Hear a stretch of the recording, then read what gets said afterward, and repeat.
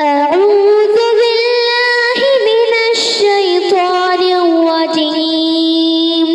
بسم الله الرحمن الرحيم. الحمد لله رب العالمين الرحمن الرحيم مالك يوم الدين. إياك نعبد وإياك نستعين. اهدنا الصراط المستقيم صراط الذين أنعمت عليهم غير المغضوب عليهم ولا الضالين. آمين. بسم الله الرحمن الرحيم. ألف لام ميم. ذلك الكتاب لا ريب فيه هدى للمتقين الذين يؤمنون بالغيب ويقيمون الصلاة ومما رزقناهم ينفقون والذين يؤمنون بما أنزل إليك وما أنزل من قبلك وبالآخرة هم يوقنون أولئك على هدى من ربهم وأولئك هم المفلحون. إن الذين كفروا سواء عليهم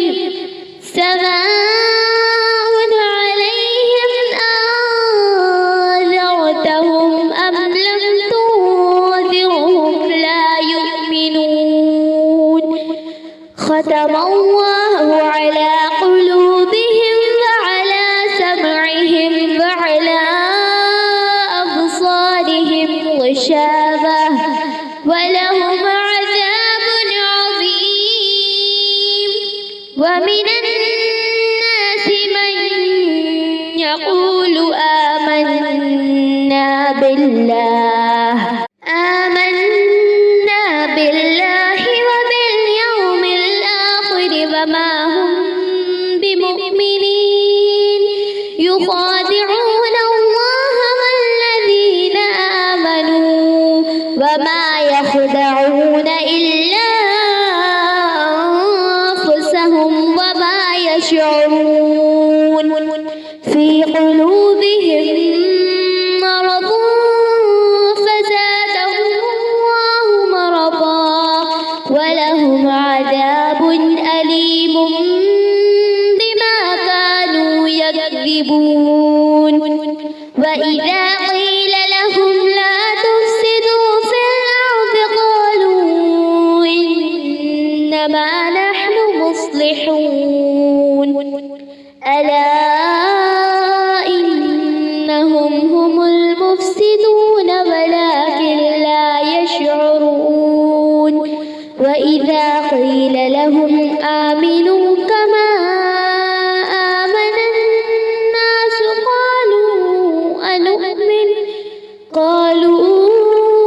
أنؤمن كما آمن السفهاء.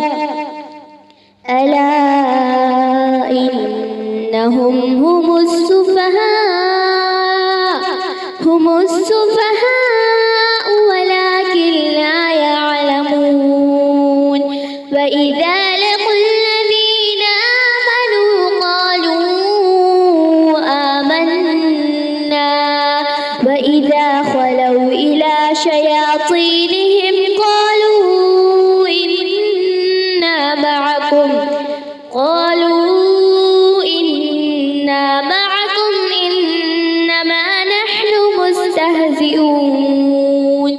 الله يستهزئ بهم ويمدهم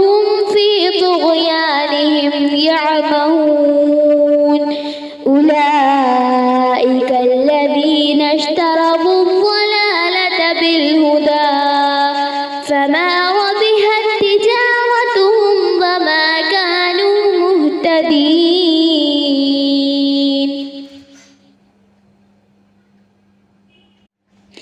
مثلهم كمثل الذي استوقد نارا فلما أضاءت ما حوله ذهب الله بنورهم وتركهم في ظلمات لا يبصرون. صم بكم عمي فهم لا يرجعون. أو كصيب من السماء فيه ظلمات ورعد وبرق يجعلون أصابعهم في آذانهم من الصواعق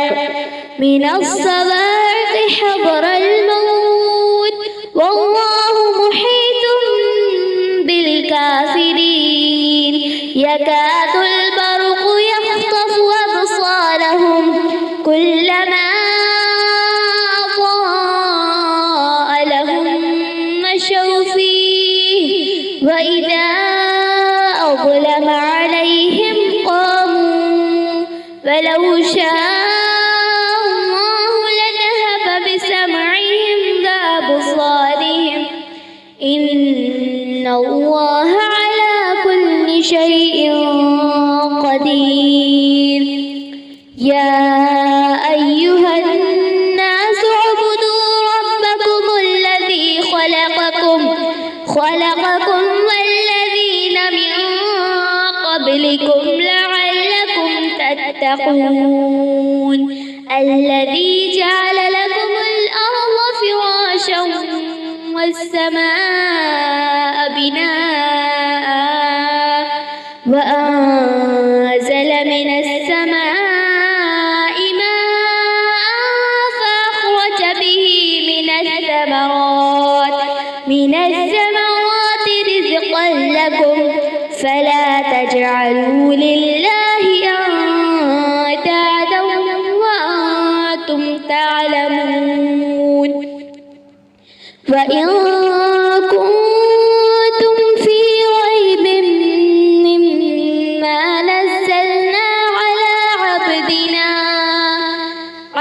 عبدنا فأتوا بسورة من مثله وادعوا شهداءكم من دون الله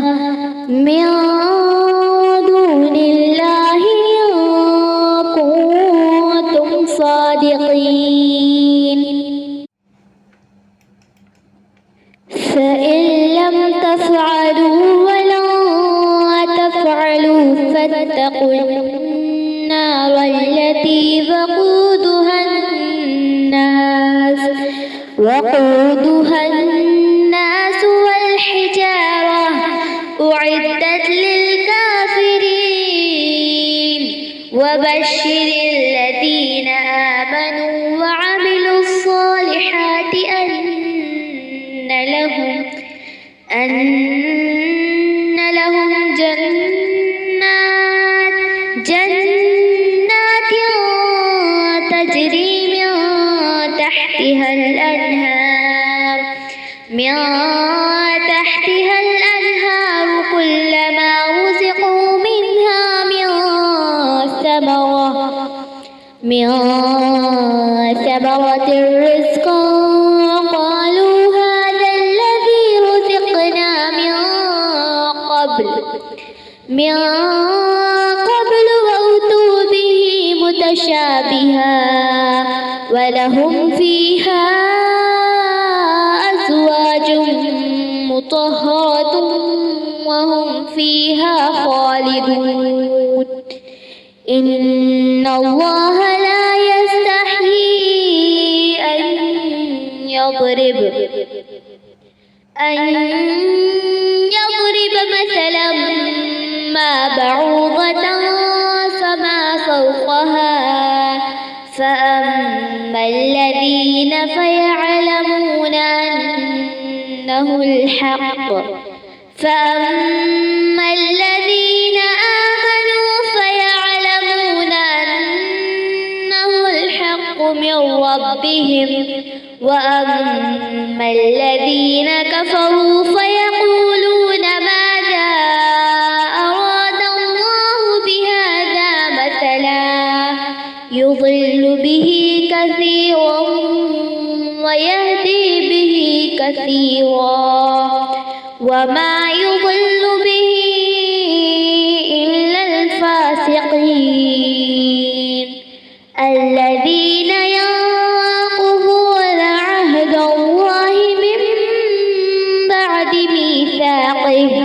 ويقطعون ما أمر الله به أن يوصل ويفسدون في الأرض أولئك هم الخاسرون كيف تكفرون بالله وكنتم أمواتا فأحياكم ثم يميتكم ثم يحييكم ثم إليه ترجعون هو الذي خلق لكم ما في الأرض جميعا ثم استوى إلى السماء فسواهن 7 سماوات وهو بكل شيء عليم وإذ قال ربك للملائكة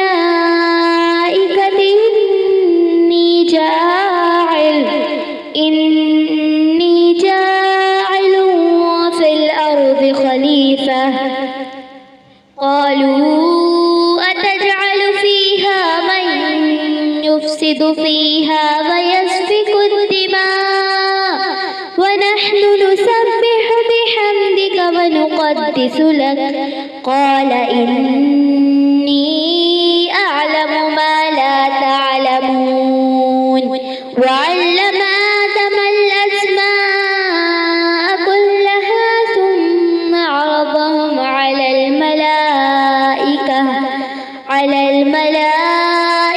فقال أنبئوني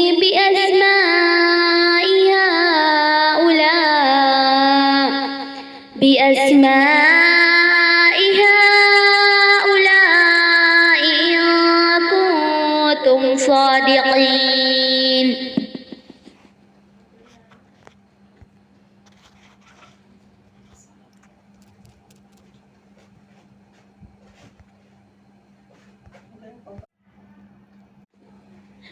قالوا سبحانك لا علم لنا إلا ما علمتنا إنك أنت العليم الحكيم قال يا آدم أنبئهم بأسمائهم فلما أنبأهم بأسمائهم قال ألم أقل لكم إني أعلم غيب السماوات والأرض وأعلم ما تبدون وما كنتم تكتمون وإذ قلنا للملائكة اسجدوا لآدم فسجدوا إلا إبليس أبى واستكبر وكان من الكافرين وقلنا يا آدم اسكن أنت وزوجك الجنة وكلا منها رغدا حيث شئتما ولا تقربا هذه الشجرة فتكونا من الظالمين فأزلهما الشيطان عنها فأخرجهما مما كانا فيه وقلنا اهبطوا بعضكم لبعض عدو ولكم في الأرض مستقر مستقر ومتاع إلى حين فتلقى آدم من ربه كلمات فتاب عليه إنه هو التواب الرحيم قلنا اهبطوا منها جميعا فإما يأتينكم مني هدى فمن تبع هداي فلا خوف عليهم ولا هم يحزنون والذين كفروا وكذبوا بآياتنا أولئك أصحاب النار هم فيها خالدون يا بني إسرائيل اذكروا نعمتي التي أنعمت عليكم وأوفوا بعهدي أوف بعهدكم وإياي فارهبون وآمنوا بما أنزلت مصدقا لما معكم ولا تكونوا أول كافر به ولا تشتروا بآياتي ثمنا قليلا وإياي فاتقون ولا تلبسوا الحق بالباطل وتكتموا الحق وأنتم تعلمون وأقيموا الصلاة وآتوا الزكاة واركعوا مع الراكعين أتأمرون الناس بالبر وتنسون أنفسكم وأنتم تتلون الكتاب أفلا تعقلون واستعينوا بالصبر والصلاة وإنها لكبيرة إلا على الخاشعين الذين يظنون أنهم ملاقو ربهم وأنهم إليه راجعون صدق الله العظيم.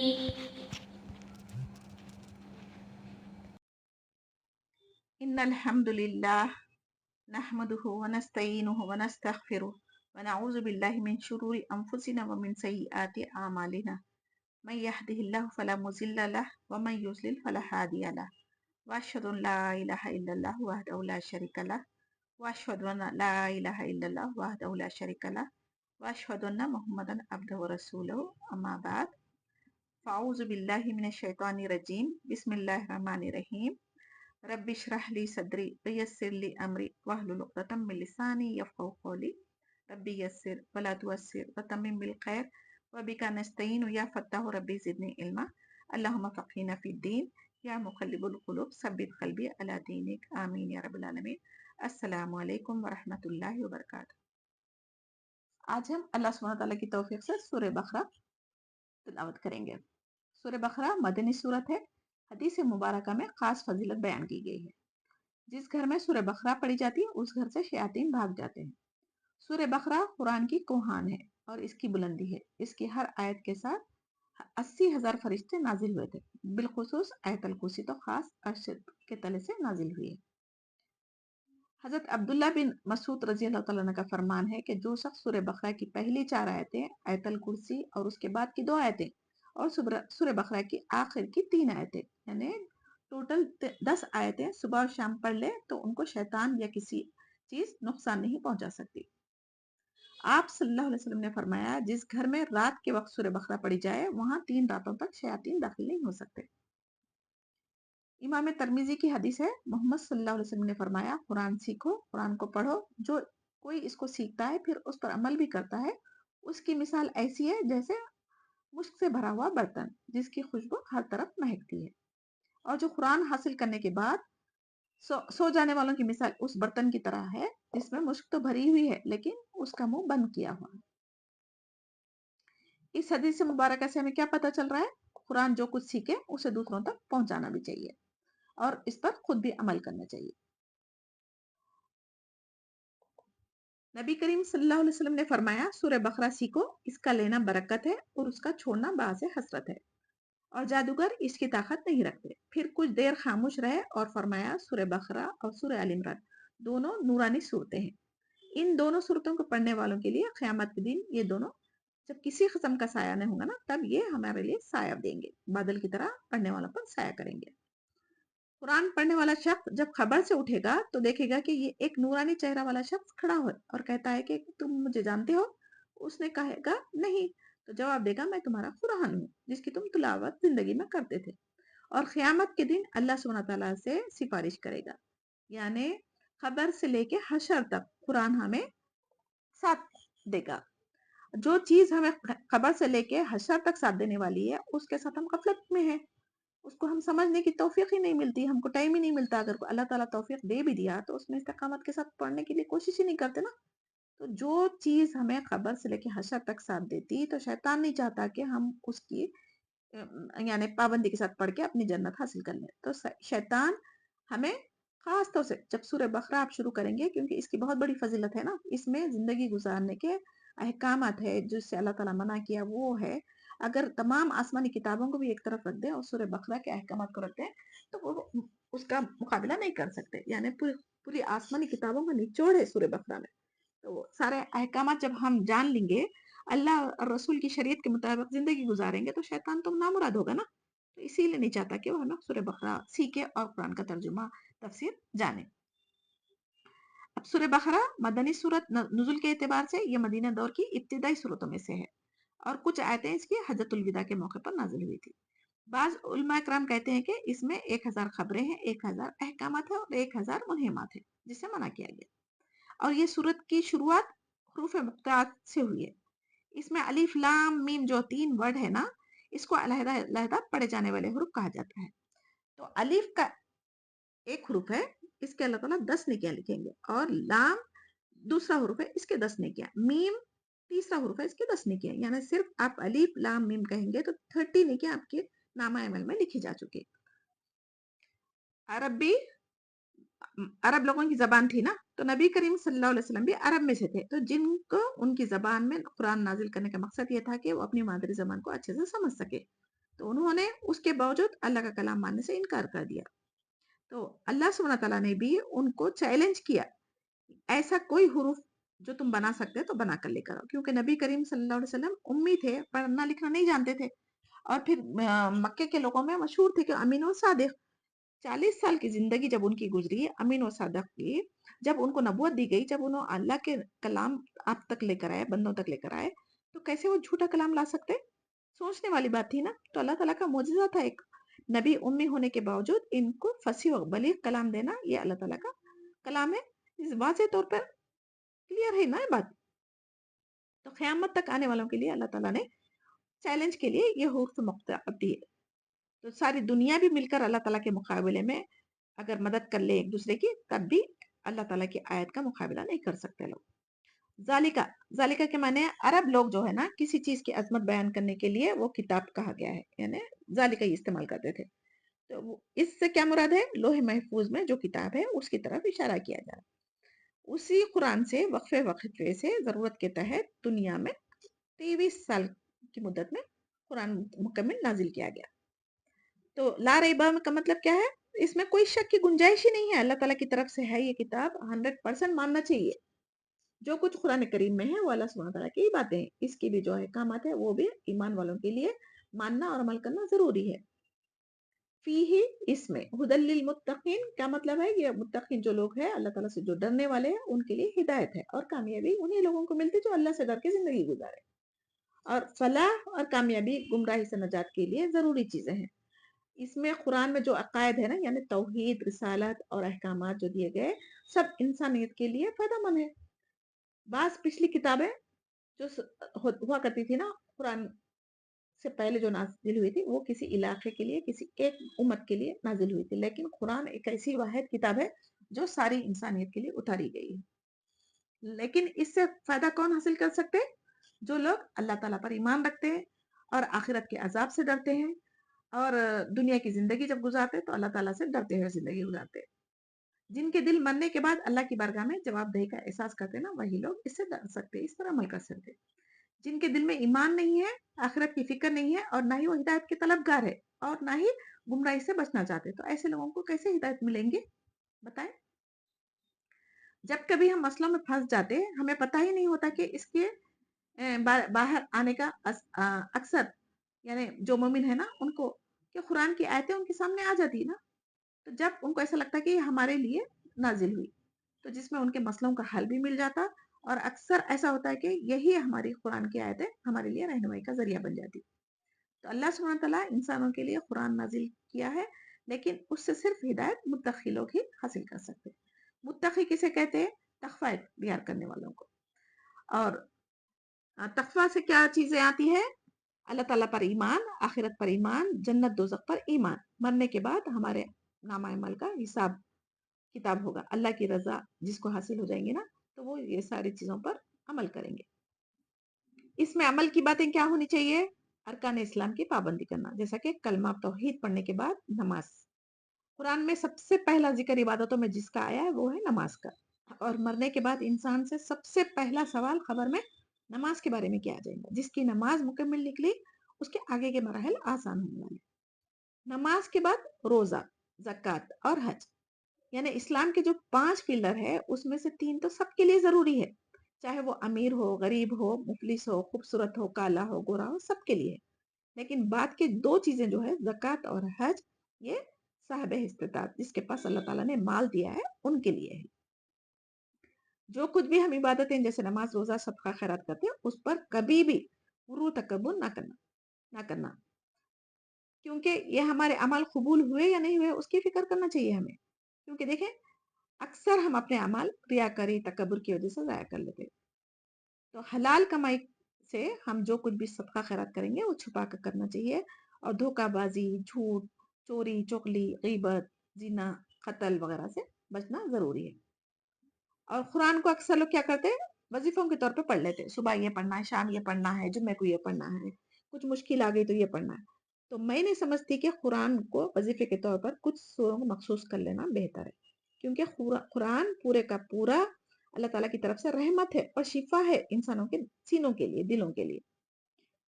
قرآن بلکہ سورہ فاتحہ سے لے کے سورہ ناس تک مکمل کرنا چاہیے، اس کے بعد پھر دوبارہ وہیں سے شروع کرنا ہے، سورہ فاتحہ سے سورہ ناس تک۔ تو یہ آپ جب پوری آیتیں قرآن کی ہر دن پڑھنے کا معمول بنا لیں گے نا تو اس کی رحمت، اس کی برکت تو ضرور ملیں گی۔ لیکن یہ وظیفوں کے طور پہ بعض سوروں کو پڑھنا اور باقی قرآن کو چھوڑ دینا، یہ کہاں کی عقل مندی ہے بتائیے؟ تو اللہ تعالیٰ کیا بیکار کلام قرآن میں رکھے؟ نعوذ باللہ، ایسا نہیں ہو سکتا نا۔ تو اللہ تعالیٰ کا ایک ایک حرف جو قرآن میں ہے، معنوں پہ غور کریں گے تو ہمیں پتہ چلیں گا کہ اس میں کیا چیزیں ہمارے لیے فائدہ مند ہے۔ تو کوئی چیز بھی اللہ سبحانہ تعالیٰ بیکار نہ دنیا کی کائنات میں بنائی ہے نہ تو قرآن میں ہے۔ اگر ہم اپنے اخلاق بدلنا چاہتے تو ہمیں قرآن کو، حدیث کو پڑھنا ضروری ہے، ورنہ جاہلوں کی طرح، جانوروں کی طرح زندگی گزار کے ہم یہاں سے چلے جائیں گے تو اللہ تعالیٰ کے پاس کیا منہ دکھائیں گے؟ اور ہم یہ لا علمی کی وجہ سے باپ داداؤں کی، معاشرے میں جو رسم و رواج ہے ان کی ہم اندھی تقلید کر کے گمراہ ہوتے جا رہے ہیں۔ اب ہم نے سورہ فاتحہ پڑھا تھا نا پچھلی کلاس میں، تو اہدنا الصراط المستقیم پڑھا تھا، تو اس کا کیا مطلب تھا؟ سیدھے راستے کی ہدایت مانگی تھی اللہ تعالیٰ سے۔ تو فوراً اس کے بعد سورہ بقرہ میں اللہ سبحانہ تعالیٰ ہدایت کی وہ تمام چیزیں بتا دی جس سے ہم سیدھے راستے پر چل سکتے۔ اب آیت 3 میں الذین یؤمنون بالغیب، اس سے کیا مراد ہے؟ تمام امور غیب جن کو انسان نہیں دیکھ سکتا، جیسے کہ اللہ سبحانہ تعالیٰ کو ہم نہیں دیکھ سکتے، فرشتوں کو نہیں دیکھ سکتے، جنت دوزخ کو نہیں دیکھ سکتے، وہی کیساری وہ نہیں دیکھ سکتے۔ جنت دوزخ پر ایمان تو ہے نا ہمارا، اللہ پر بھی ایمان ہے، فرشتوں پر بھی ایمان ہے، قیامت کے دن قائم ہوگا اس پر بھی ایمان ہے، اور عذاب کا قبر کا بھی یقین ہے، تقدیر پر بھی ایمان ہے۔ کس وجہ سے ہے؟ کیونکہ قرآن میں اور حدیث میں اس کا ذکر اللہ سبحانہ تعالیٰ نے فرمایا ہے۔ نفع و نقصان کا مالک صرف اللہ تعالیٰ ہے۔ یہ تمام چیزیں ایمان کا حصہ ہے، ان چیزوں میں سے کسی ایک کا بھی انکار کرنا کفر ہے، اور کفر کرنا کیا ہے؟ انسان کو گمراہی کی طرف لے جاتا۔ فرشتے جو اللہ تعالیٰ کی طرف سے مقرر کردہ ڈیوٹی انجام دیتے ہیں، جیسا کہ 4 مقرر فرشتے ہیں، پھر ان کے نیچے کام کرنے والے بہت زیادہ ہیں، جس میں سے حضرت جبرائیل علیہ السلام وحی لانے پر مقرر تھے، حضرت میکائیل علیہ السلام बारिश बरसाने पर थे, बादलों के लिए इंचार्ज है वो। हजरत इजराइल अलैहिस्सलाम रूह कब्ज करने के लिए, और हजरत इसराफिल अलैहिस्सलाम सूर फूकने के लिए मुकर्रर है। तो अल्लाह ताला के तमाम नाम उसके सिफात के साथ यानी सिफात के साथ याद रखना और उस पर ईमान रखना जरूरी है। और तमाम रसूलों और पैगंबरों पर भी ईमान रखना, उनकी गिनती हम नहीं जानते, सिर्फ कुरान में 25 पैगंबरों का जिक्र है, मगर अल्लाह आलम जितने भी फरिश्ते हैं, जितने भी आसमानी किताबें हैं, जितने भी नबी और रसूल गुजर चुके, उन सब पर हमारा ईमान है।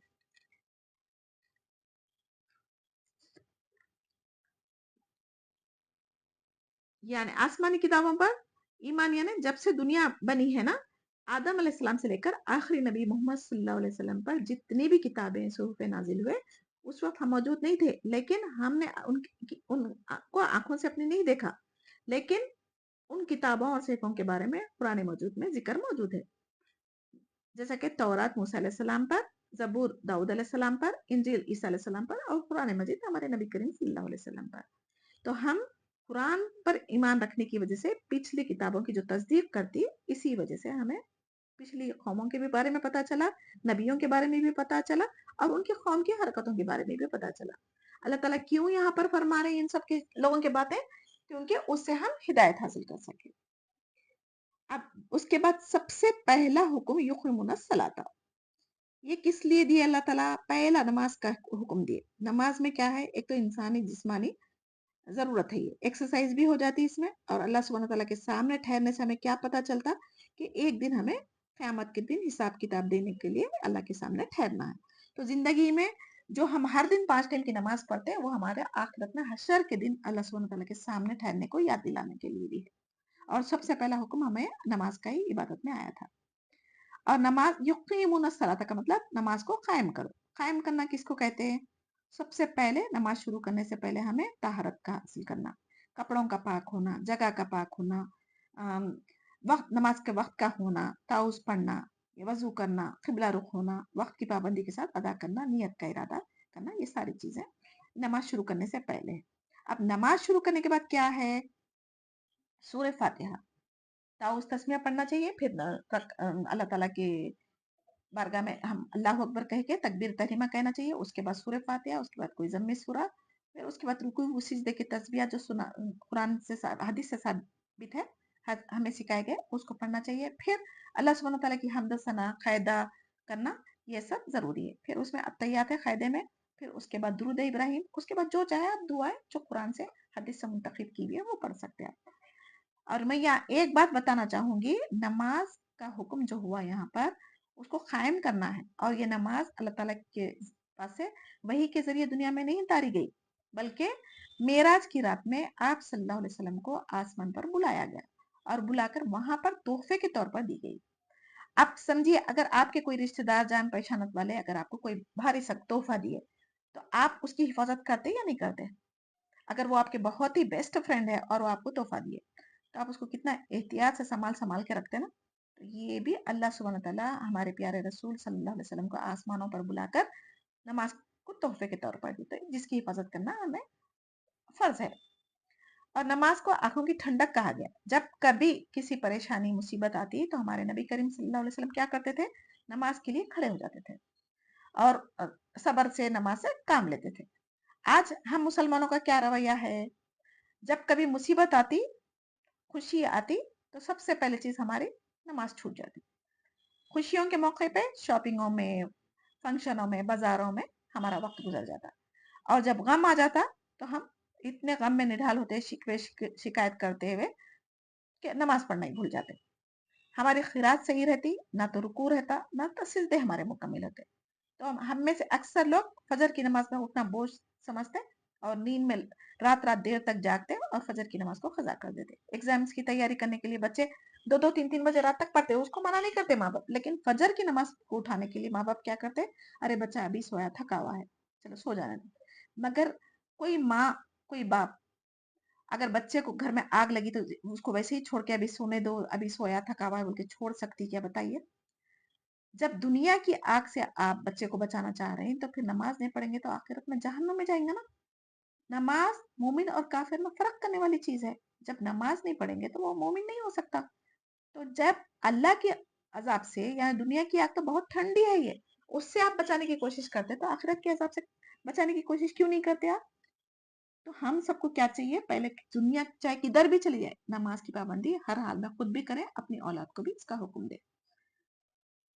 اور جس کو آخرت پر ایمان ہے نا، جزا سزا پر یقین رکھتا نا، وہ اپنی نماز کو کبھی ضائع نہیں کرے گا. اور اکثر لوگ کیا بنا لیا عادت، ایک نئی بدعت ہوئی، شیطان نے عبادت کو بھی بدعتوں کی طرح ہماری زندگیوں میں لا کر کیا کرتا، گمراہ کر دیتا.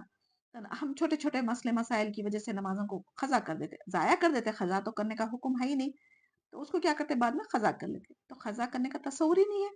اگر قضا کرنے کا تصور ہوتا تو قرآن میں آگے ہم پڑھیں گے، نماز صلاۃ الخوف، جنگ کے میدان میں بھی صلاۃ الخوف پڑھنے کا حکم تھا، سفر کے دوران بھی صلاۃ القصر کرنے کا حکم تھا، اور پانی نہیں ملنے کی صورت میں تیمم کرنے کا حکم ہوا تھا. ایون جنابت کی حالت میں بھی ہے آپ تو غسل کرنے کی ضرورت بھی ہے، تو آپ تیمم کر کے نماز کو پڑھنے کا حکم ہے. یہ نہیں فرمایا کہ تم جب اپنے ملک کو پہنچ جائیں گے، سکون میں آ جائیں گے، جنگ ختم ہو جائیں گے، تب جا کے ساری نمازیں قضا کر لو. تو پھر ہم کس بنیاد پر قضا نماز کرتے بھائی؟ اپنی نیندوں کو قربان کریں اور اپنے وقت پہ نماز پڑھنے کی کوشش کریں. اور نماز قضا کرنے کا تو تصور ہے نا، کہیں کسی حدیث میں ہے نا، کسی قرآن کی تفسیر میں، آپ ہے تو بتا لیں مجھے، تو میں بھی اس کی بات مانوں. تو نماز ہر حال میں ہمیں پڑھنا ضروری ہے، سوائے عورت کو حیض و نفاس کی حالت میں معاف ہے. اگر حیض و نفاس کی حالت میں اگر نماز کو قضا کرنے کا اگر رہتا نا، تو یہ نمازیں معاف نہیں ہوتی تھی. جیسے کہ روزوں کو قضا کرنے کا حکم دیا اللہ تعالیٰ، بولتے تھے کیا حیض ختم ہونے کے بعد عورتیں ساری نمازیں قضا کرو، ادا کرو. تو اس کا مطلب ہے کہ جب عورتوں کو اس بات کی چھوٹ دی گئی اور روزوں کی چھوٹ نہیں دی گئی، تو اس کا مطلب ہے نماز کی قضا ہے ہی نہیں.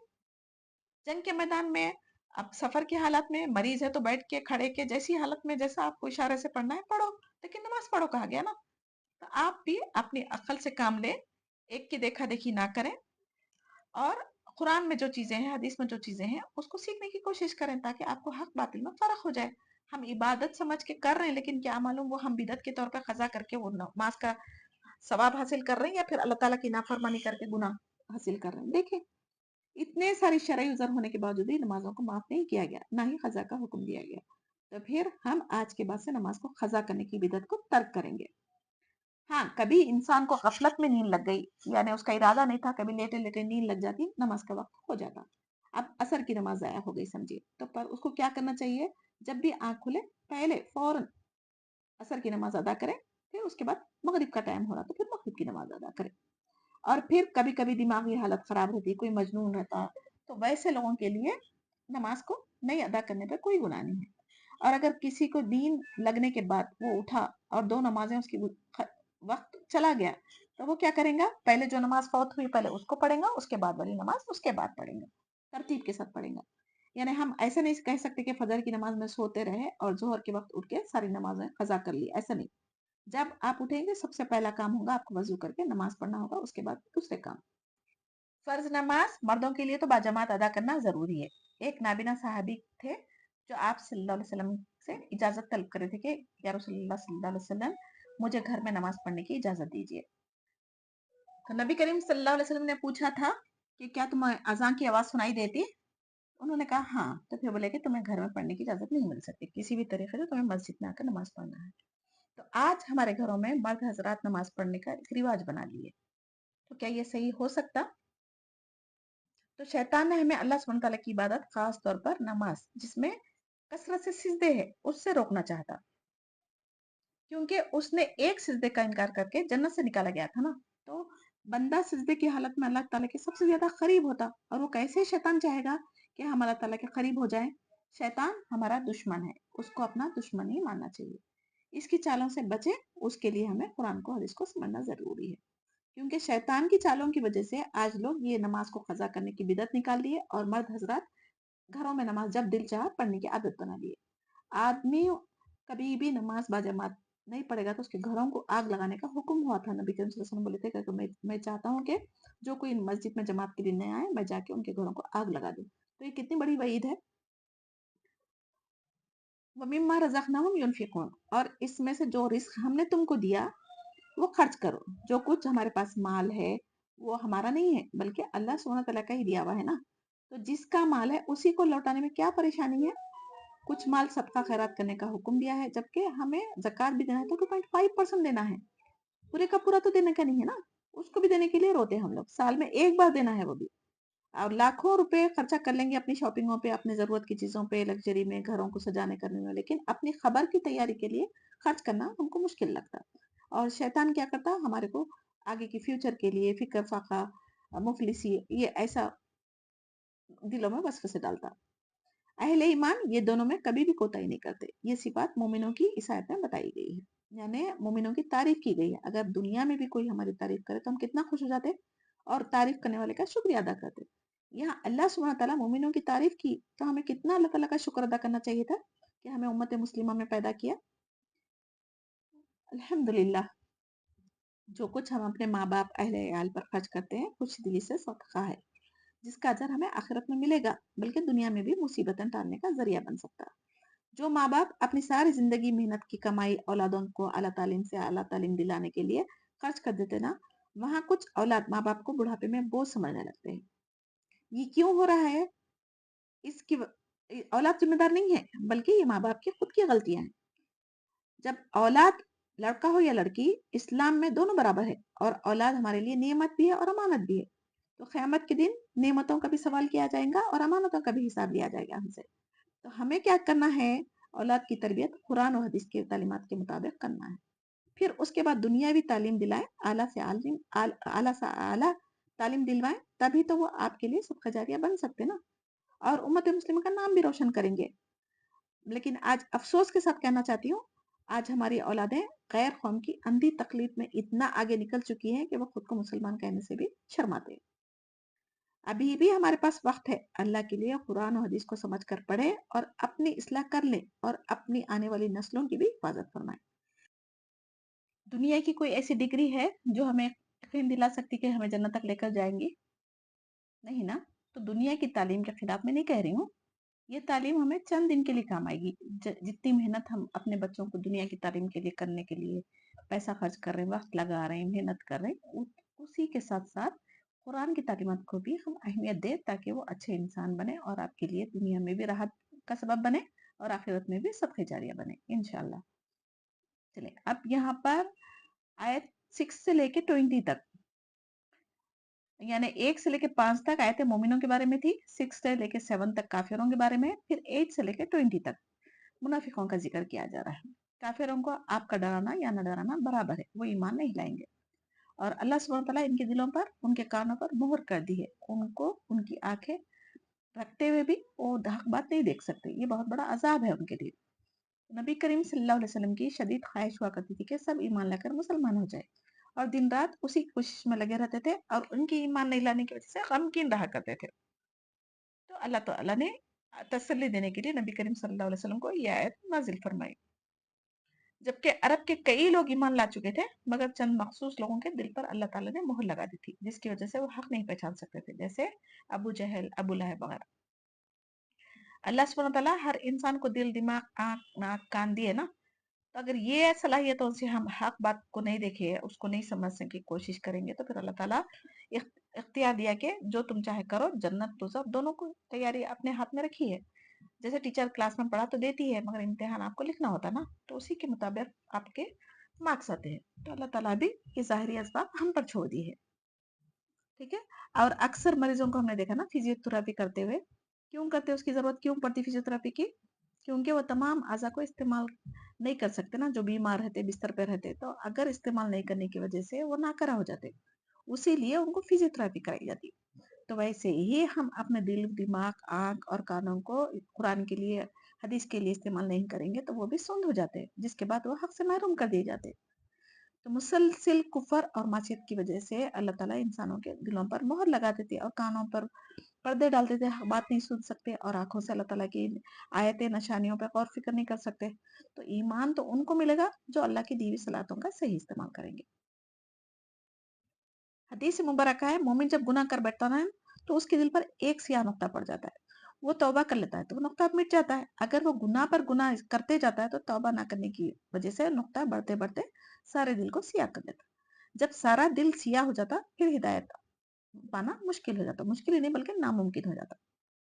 آپ صلی اللہ علیہ وسلم نے فرمایا یہی وہ زنگ ہے جسے اللہ تعالیٰ نے سورہ مطففین آیت 14 میں بیان کیا، کلا بل رانا قلوبہم ما کانوا یکسبون، یعنی ان کے کرتوتوں کی وجہ سے ان کے دلوں پر زنگ چڑھ گیا ہے۔ اسی کیفیت کو قرآن نے ختمہ سے تعبیر کیا ہے۔ ختمہ کا مطلب مہر لگا دینا۔ اور آیت نمبر 8 میں بعض لوگ کہتے ہیں کہ ہم اللہ تعالیٰ پر اور قیامت کے دن پر ایمان رکھتے ہیں، لیکن در حقیقت وہ ایمان نہیں رکھنے والے نہیں ہیں۔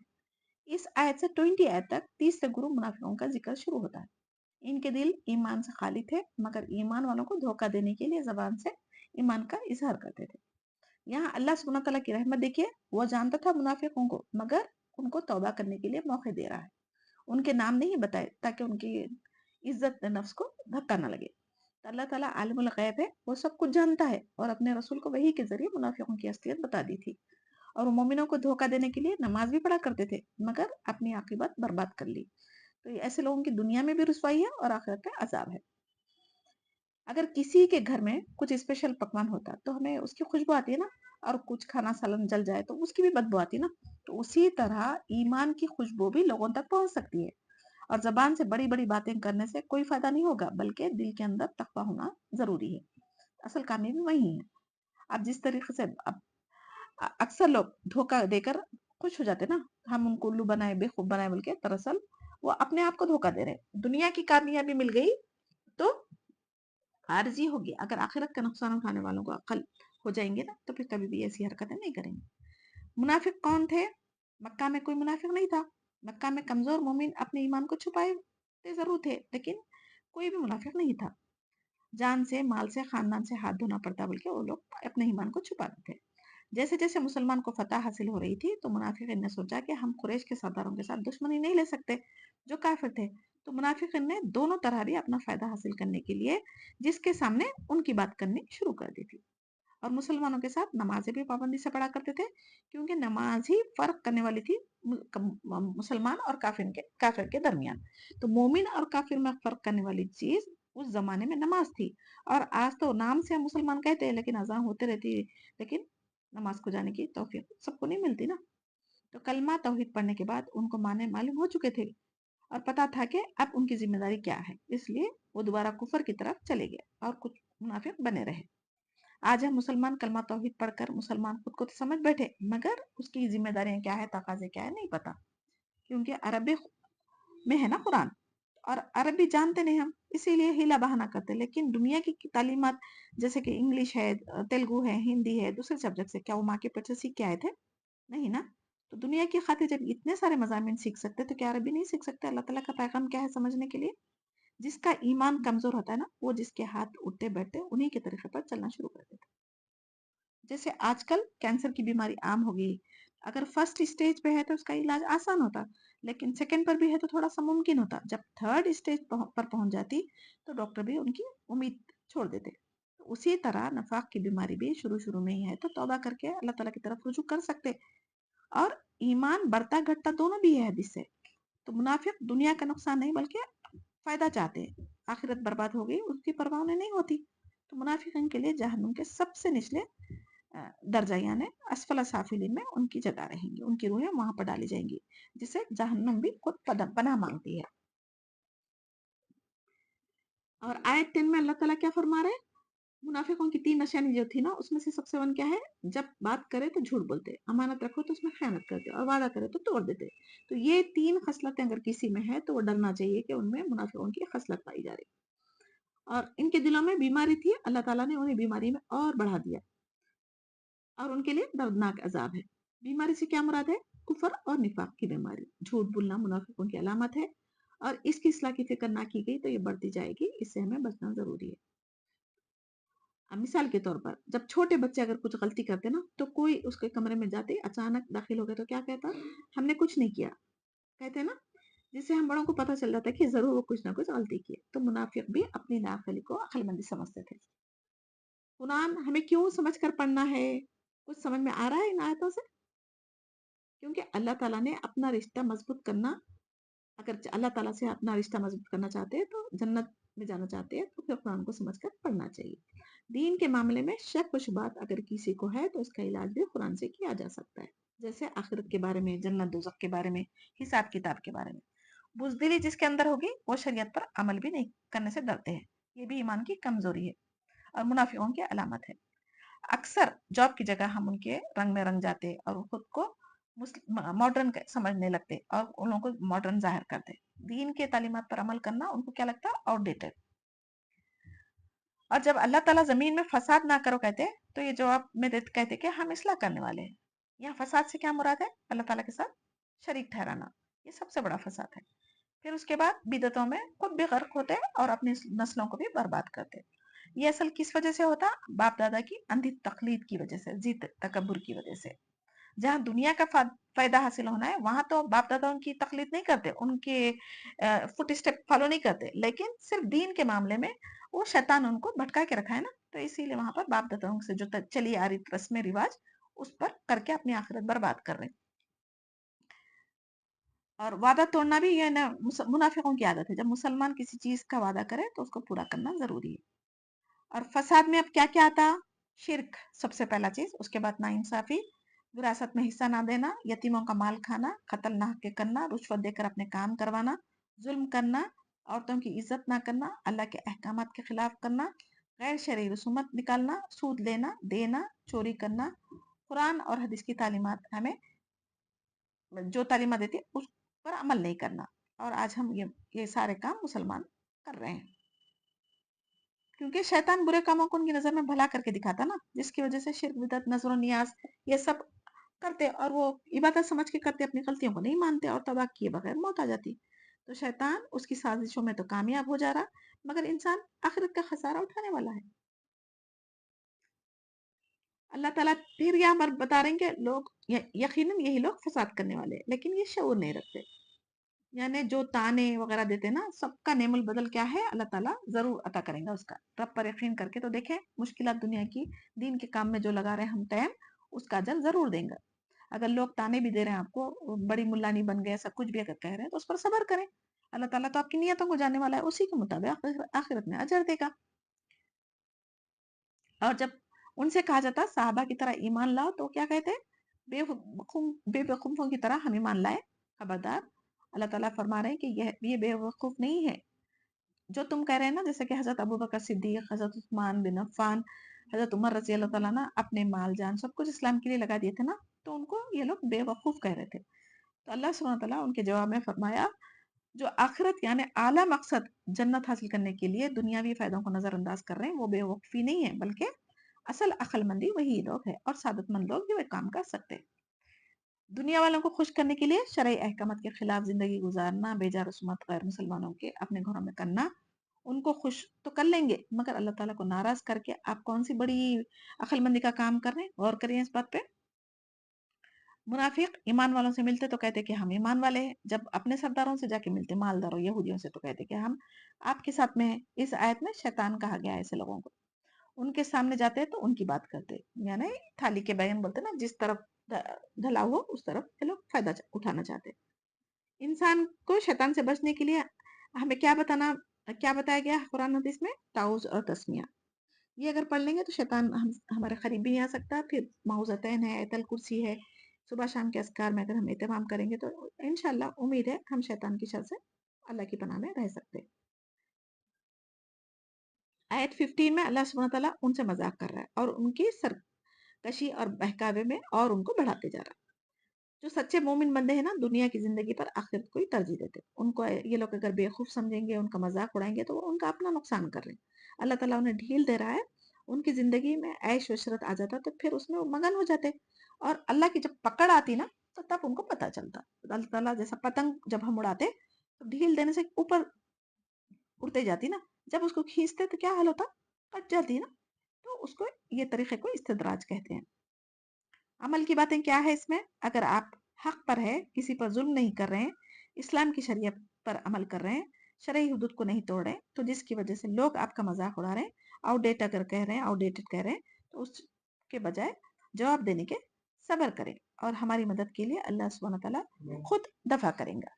اور کسی کو حقیر سمجھ کر مذاق اڑانا، قیامت والے دن ان سے اللہ تعالیٰ مذاق اڑائے گا. اللہ سبحانہ تعالیٰ چھوٹے چھوٹے پریشانیاں دے کر بندوں کو اپنی طرف کھینچتا ہے، اور مومن صبر اور شکر سے کام لیتا ہے تو پھر اللہ تعالیٰ اس کا اجر بہترین دنیا میں بھی دیں گا اور آخرت میں بھی دیں گا. اور کافر خوشحال زندگی گزار رہا ہے تو اس سے اللہ راضی ہے ہرگز نہیں سمجھنا چاہیے، کیونکہ ان کی جو اچھائیاں ہوتے اس کا بدلہ آخرت میں تو نہیں ہو سکتا نا، تو اللہ تعالیٰ ان کے ساتھ ناانصافی نہیں کرنا چاہتا، تو ان کے جو نیکیاں ہیں، جو ان کے اچھے اعمال ہے، اس کا بدلہ ان کو دنیا میں خوشحال زندگی دے کے کر دیتا۔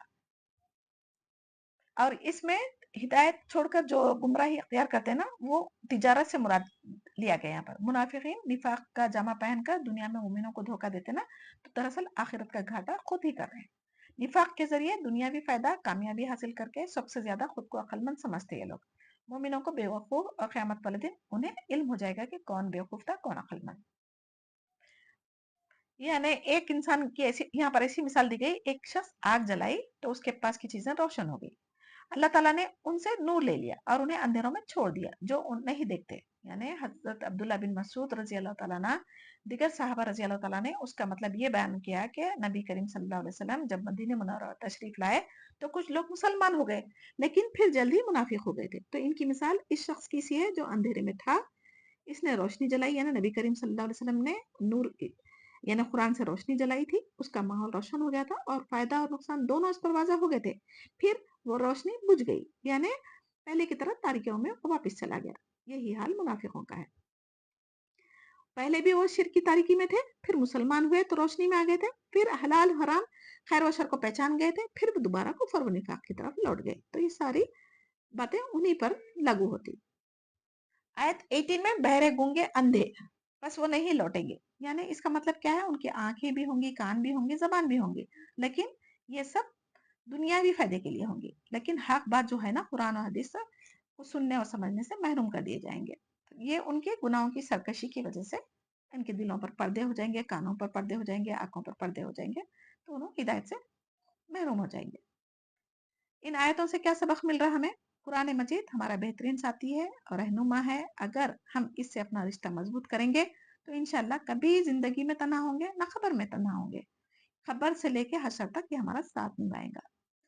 اور جو رشتے ہیں نا، جس رشتوں کے لیے ہم قرآن کے لیے وقت نہیں نکالتے، وہ رشتے خبر کے اندر تو کام نہیں آئیں گے، صرف چند دن آنسو بہائیں گے اور کچھ دنوں کے بعد بھول جائیں گے۔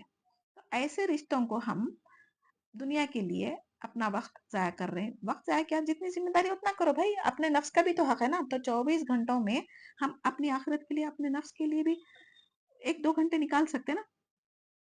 تو مشکلات میں بھی اللہ پر توکل کرنا، صبر کرنا آ جاتا ہم کو، جب قرآن کی تعلیمات اگر حاصل کریں گے تو اس میں ہمیں پتہ چلے گا کہ صبر کا بدلہ جنت ہے۔ تو دنیا کا سفر کبھی ہنساتا بھی ہے، کبھی رلاتا بھی ہے، ہر دن ایک نئے موڑ پر لاتا نا، اس لیے ہمیں آخرت کی تیاری کے لیے کچھ وقت نکالنا چاہیے۔ جسم کی بیماری موت کے ساتھ ختم ہو جاتی، مگر دل اور روح کی جو بیماری ہے نا، موت کے بعد بھی عذاب کی صورت میں باقی رہے گی، اس لیے ہمیں روح کی اور دل کی پاکیزگی کی دعائیں کرنی چاہیے۔ اے اللہ ہمیں ایسے منافق دوستوں اور رشتہ داروں سے محفوظ رکھ جو ظاہر ہمیں محبت سے پیش آتے ہیں اور دلوں میں کبھی نہ ختم ہونے والی نفرتیں رکھتے ہیں۔ زندگی ایک کتاب ہے، پیدائش سے لے کر موت، درمیانی صفحات جو ہے نا وہ اللہ تعالیٰ نے بلینک رکھے، اس میں جو آپ کو پسند ہے لکھ لیں، مگر ایسا کچھ نہ لکھیے جس کو اللہ تعالیٰ کو دکھاتے ہوئے شرمندہ ہونا پڑا۔ اسی لیے ہمیں اپنی عبادتوں میں، اپنی زندگی کے معاملات میں خلوص و عاجزی ان کی ساری برتنا چاہیے۔ وہ رب العالمین آپ کو اتنی خوشیاں دے گا کہ آپ اپنے تمام تر غم مشکلات سب بھول جائیں گے۔ اللہ کا شکر ادا کریں کہ آپ امت مسلمہ میں پیدا ہوئے اور آج آپ کو قرآن سیکھنے اور سمجھنے کے لیے اس میں اللہ تعالیٰ نے لگایا ہے۔ جو تم کہو یا کرو کبھی لوگوں کی رضا مندی کے لیے نہیں بلکہ اللہ کی رضا مندی کے لیے کرنا چاہیے۔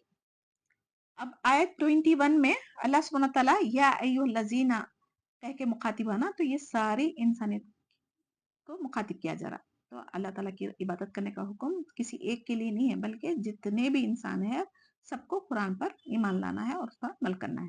اللہ سبحانہ تعالیٰ انسان کو پیدا کرنے کا مقصد کیا ہے؟ عبادت کرو بیان کیا ہے یہاں پر۔ سب سے پہلا پیغام اللہ کی عبادت کرو، جیسے سورہ فاتحہ میں ایاک نعبد پڑھا گیا تھا نا، تو اس کے بعد والی آیت میں بھی ہم 3 قسم کے لوگوں کا ذکر کیا تھا، پھر سورہ بقرہ میں بھی 3 قسم کے لوگوں کا ذکر کیا گیا، پھر اس آیت میں یا ایھا الناس کہہ کر اللہ تعالیٰ نے مخاطب کیا ہے۔ تو عبادت کے معنی کیا ہے؟ عبادت صرف نماز قرآن کا پڑھنا نہیں ہے بلکہ اس کے معنی بہت زیادہ وسیع ہے۔ عبادت عبد سے ہے، عبد کے معنی غلام، عبادت بندگی کا نام ہے، عبادت غلامی کا نام ہے، عبادت इताअत का नाम है, इबादत आजिजी व इनकिसारी का नाम है, और आजिजी व इनकिसारी के साथ रब के आगे झुकने का नाम है। और गुलाम, गुलाम का आका होता ना, और वो बहुत ही सख्ती करने वाला होता है। यहाँ अल्लाह ताला है तो हमारा आका, और हम सबको उसका गुलाम बनकर रहना है। लेकिन हमारा रब सख्ती करने वाला नहीं है, वो रहमान और रहीम है। ये सूरह फातिहा में हम पढ़ चुके। यानी दुनिया के आका जो रहते ना, अपने गुलामों को जुल्म, सितम, ज्यादती, सख्तियां करते ना, लेकिन हमारा रब रहमान रहीम होने की वजह से हम हमारे साथ रहम का मामला फरमाता।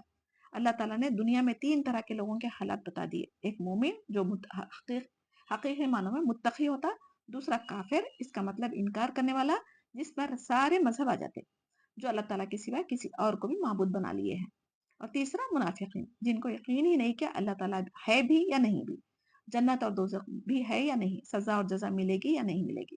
तो क़यामत के दिन सब जमा किए जाएंगे या नहीं जमा किए जाएंगे, वो भी उनको यकीन नहीं है। तो हर मामले में ये शक में पड़े हुए हैं। जब भी दुनिया का फायदा नजर आता वहीं झुक जाते।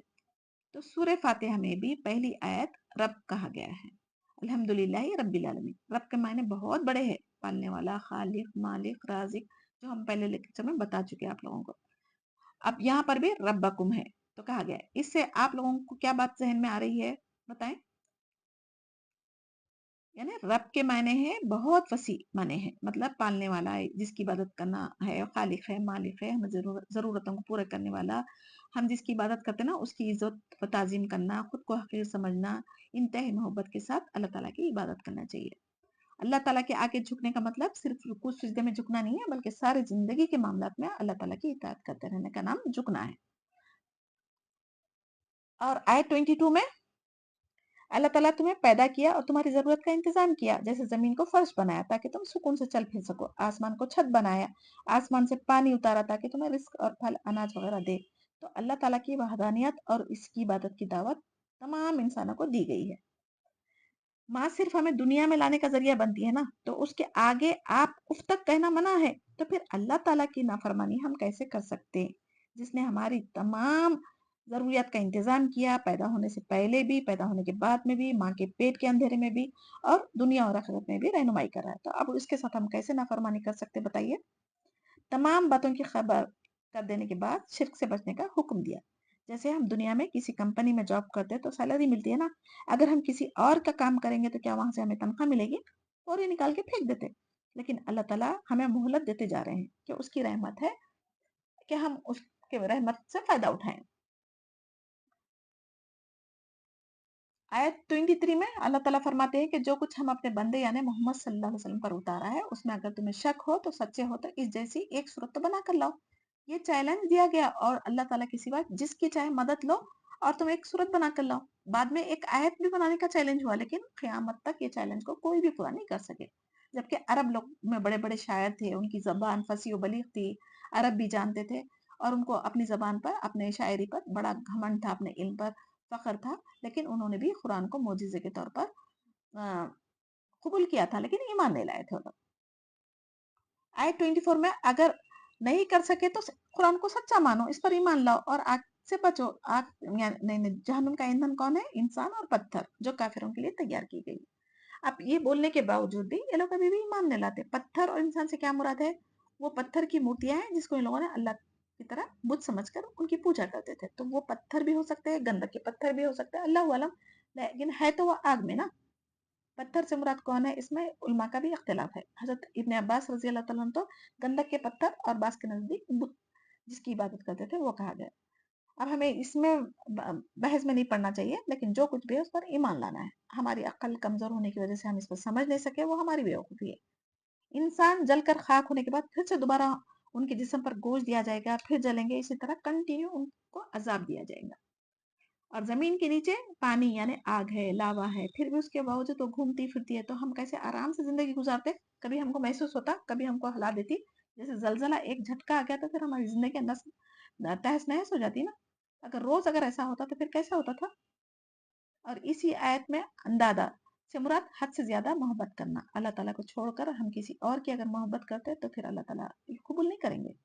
हजरत इब्राहिम अलैहिस्सलाम को भी तरह तरह से आजमाया गया था ना, आग में डालकर, बेटे को जुबा करने का हुक्म देकर, बुढ़ापे का जो सहारा बनता था वो बच्चे को जंगल में लाके छोड़ देना, یعنی بہت ساری چیزوں سے اللہ تعالیٰ نے آزمایا. جب ان ساری آزمائشوں پہ وہ صبر کے ساتھ پورے اترے تب اللہ تعالیٰ نے ان کو خلیل کا لقب دیا اور قیامت تک آنے والوں کے لیے ان کی چیزیں نشانی رکھ دی اور ان کے دین حنیف ہونے کے اوپر چلنے کی تاکید بھی فرمائی. تو پھر کیسے اس کائنات کا خالق اللہ کے سوا کوئی اور بھی ہو سکتا ہے؟ سوچنے والی باتیں ہیں نا. اللہ تعالیٰ مومنوں کو جنت کی خوشخبری دے رہا اور جس میں جنت کے نیچے نہریں بہ رہی ہیں، پھلوں کا رزق دینے کا وعدہ فرمایا، پاکیزہ بیویاں دی جائیں گی. ہر جگہ ایمان کے ساتھ عمل صالح کرنے کا ذکر کر کے ہمیں اللہ تعالیٰ ایمان کی اہمیت اور عمل کرنے کی فضیلت بتا رہے ہیں. عمل صالح کسے کہتے ہیں؟ جو خالص اللہ تعالیٰ کی رضا کے لیے کیے جانے والے اعمال جس میں ریاکاری نہیں ہونی چاہیے اور قرآن و سنت کے مطابق کرنا چاہیے. اگر شرک اور بدعتوں کے ساتھ دکھاوے کرے، نمود و نمائش کرتے پھرے، فوٹوز لے کر سوشل میڈیا پر ڈالتے گئے تو ہمارے اعمال اس میں ضائع ہو سکتے. تو ہمیں اس سے بچنا چاہیے. جیسے اگر کوئی نماز اکیلے میں پڑھا تو جلدی جلدی پڑھتا، کسی کے سامنے پڑھا تو سکون سے لمبی کر کے پڑھتا نا، تو یہ بھی ریاکاری ہے. یقیناً اللہ سبحانہ تعالیٰ کسی مثال کے بیان کرنے سے نہیں شرماتا، چاہے وہ مچھر کی ہو چاہے کسی اور حقیر چیز کی ہو. ایمان والے تو اسے اپنے رب کی جانب سے صحیح سمجھتے، مگر کفار کہتے کہ مچھر کی مثال کی اللہ تعالیٰ کو کیا ضرورت تھی. یعنی اللہ تعالیٰ کی مثالیں انسانوں کو سمجھانے کے لیے ہوتی نا، لیکن اکثر گمراہ ہو جاتے. اللہ تعالیٰ دیکھتا کہ مثال کس کے لیے دی جا رہی، کس درجے کے لوگوں کے ساتھ دی جا رہی. جیسے کہ اسکول میں جو بچے چھوٹے کلاس کے رہتے ہیں ان کا دماغ چھوٹا رہتا تو ٹیچر ان کو کیسی مثال دیتے جو چھوٹے بچوں کو سمجھ میں آ گئی. اور جیسے کہ کالج ڈگری والوں کے بچوں کو کیسا سمجھاتے ٹیچر ان کی عقل کے حساب سے. تو یہاں پر مچھر کی مثال کافروں کا جو دماغ ہے ان کی کیفیت ہے اسی کے حساب سے ان کو مچھر جیسی چیز کی مثال دے رہے ہیں اللہ تعالیٰ. تو اللہ تعالیٰ کا کلام اتنی عظیم ذات کی نازل کردہ کلام میں حقیر اور چھوٹی چیزیں بھی مثال ہونے میں کوئی شک ہم نہیں کر سکتے. یعنی جو اچھا اسپیکر وہی ہوتا جو حکمت دانائی کے ساتھ آڈینس کو مخاطب کرنے کے لیے جیسی زبان جیسے مثالیں استعمال کرتا نا، تبھی تو لوگ اس کا لیکچر خوشی سے سنتے. اگر وہ اچھی فصیح بلیغ کلام میں اگر یعنی لیکچر دے رہا، واز نصیحت کر رہا، اگر آگے والے کو سمجھ میں نہیں آ رہا تو کون سننے آتا اس کی بات؟ کوئی نہیں سنتا نا. تو اللہ سبحانہ تعالیٰ بھی انسانوں کے مطابق ہر چیز کی مثال دینے میں شرماتے نہیں. ہمارے لیے کیا سبق ہے اس میں؟ حق بات کرنے کے لیے ہمیں ڈرنا نہیں چاہیے، شرم کرنے کی ضرورت نہیں ہے. مچھر سے نمرود کا کیا حشر ہوا تھا؟ کئی سال اس کا دماغ چاٹتے رہا، بڑے بڑے ڈاکٹرز حکیم اس کا علاج نہیں کر سکے، آخر اسی کے سبب موت آئی نا. آج کل بھی مچھر سے دیکھو ڈینگو ملیریا ایسی بیماریاں ہوتی تو کتنا پریشان ہو جاتا انسان. تو کسی بھی چیز کو حقیر نہیں سمجھ سکتے. اگر اللہ کی نظر میں مچھر کی ویلیو اگر دنیا کی ہوتی نا تو کسی کافر کو اللہ تعالیٰ کچھ نہیں دیتا تھا. تو اللہ کی مثالوں سے لوگوں کے دو ریئیکشنز کا پتہ چلتا. جو ایمان والے ہوتے ہیں وہ حق پر ایمان لاتے ہیں، حق کے معنی کیا ہے؟ سچ بات. اور فاسق لوگ گمراہ ہو جاتے، اعتراض کی وجہ سے کئی سوال کرتے. وہ ایسے سوالوں سے ہمیں بچنا چاہیے. جو لوگ یعنی مضبوط کڑے کو توڑ دیتے، یعنی اللہ تعالیٰ جن چیزوں کے جوڑنے کا حکم دیا ہے انہیں کاٹتے ہیں، زمین میں فساد پھیلاتے ہیں، یہی لوگ نقصان اٹھانے والے ہیں. عہد اللہ سے کیا مراد ہے؟ اس کے دو معنی ہیں. عہد الست جو آدم علیہ السلام کی سلب سے جب روح نکالی گئی تھی تب اولاد آدم سے لیا گیا تھا.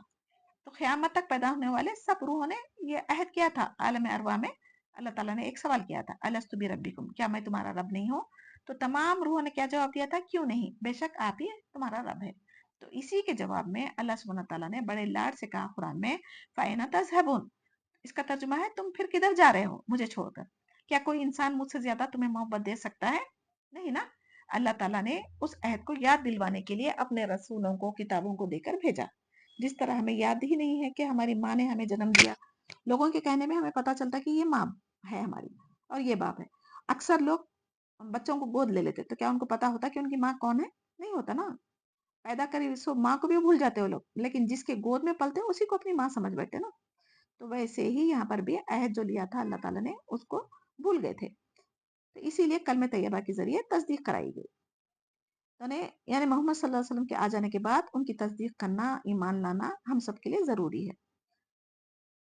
کلمہ توحید، اللہ تعالیٰ کے سوا کسی کوئی معبود نہیں کہہ کر پھر بھی کسی اور کو شریک کرتے ہیں تو نظر و نیاز کرنا، غیر اللہ کے نام کی پیر مرشد مزاروں پر جا کر سجدے کرنا، منتیں مانگنا، یہ سب شرک ہے، اللہ تعالیٰ کے عہد کو توڑنا ہے.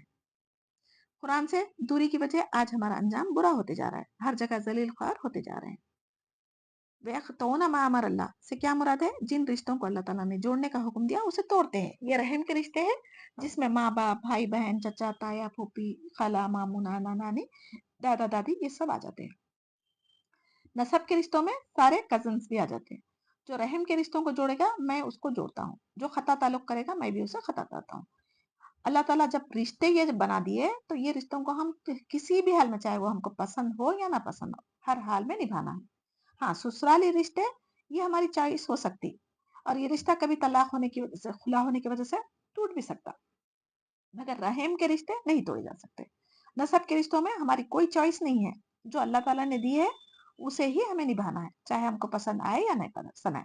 اللہ کی رضا کے لیے ہمیں نبھانا ضروری ہے. دوست احباب آپ اپنی مرضی کے چن سکتے، مگر یہ رشتے اللہ کے چنے ہوئے اس کو ہم نہیں توڑ سکتے. حدیث مبارکہ میں ہے جو خطا تعلق کرتا ہے وہ جنت میں نہیں جائے گا. قیامت کی نشانیوں میں ایک نشانی یہ بھی ہے کہ رشتے ناطے توڑے جائیں گے، خون سفید ہو جائے گا، اور پلسرات پر صلہ رحمی اور امانت کھڑی ہو جائیں گے جو انسانوں کو وہاں پکڑ لے گی. دوست بھی آپ بنا رہے تو نیک اور مومن کو دیکھ کے دوست بنانا ہے. اگر کفار کو، منافقوں کو دوست بنائیں گے تو ان کے ساتھ اٹھنے بیٹھنے سے اپنا بھی ایمان خراب ہو سکتا ہے. آیت 28 میں اللہ سبحانہ تعالیٰ اتنی ساری نعمتیں بتا کر تعجب فرما رہے ہیں کہ کیا تم اللہ کے ساتھ کفر کرتے ہو حالانکہ تم مردہ تھے، یعنی تمہیں زندہ کیا، پھر تمہیں مار ڈالے گا، پھر زندہ کرے گا، پھر اسی کی طرف لوٹائے جاؤ گے. اللہ کی نعمتوں کو بھول جانا کفران نعمت ہے. جو اللہ کا شکر ادا نہیں کرتے وہ انسانوں کا کیا شکر ادا کریں گے. اس آیت میں 2 موت اور 2 زندگیوں کا ذکر کیا گیا ہے.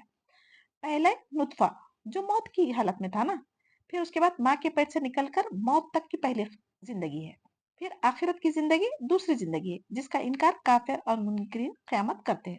پھر خبر کی زندگی کو برزخ کی زندگی کہتے ہیں نا.